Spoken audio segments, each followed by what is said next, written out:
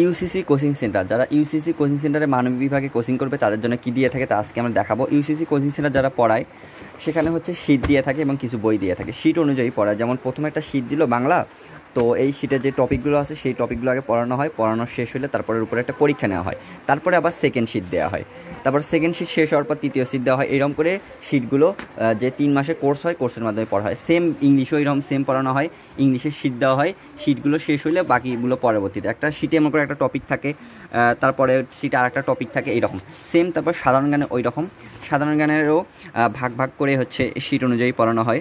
যেমন এই যে এখানে কিছু টপিক দেওয়া আছে, তারপর এই শীটটা পড়ানো হলে দ্বিতীয় শীট দেওয়া হবে, দ্বিতীয় শীটটা দেওয়া হলে তৃতীয় শীট দেওয়া হবে, আর প্রথম একটা শীট পড়ানোর পর তারপরে শেষ হওয়ার পর পরীক্ষা নেওয়া হয়। এই অনুযায়ী ক্লাসের লেকচার দেওয়া হয় এবং তাদের অনুযায়ী পড়ানো হয়। যে 3 থেকে 4 মাস কোচিং সেন্টার করা হয় তাদের উপর শীটের উপর পুরোটাই, শীটগুলো সুন্দরভাবে সাজানো গোছানো হয়। ফোকাস কোচিং সেন্টার বলেন, ইউসিসি কোচিং সেন্টার, শীটগুলো আলাদা রকমের হয়, কিন্তু শীটগুলো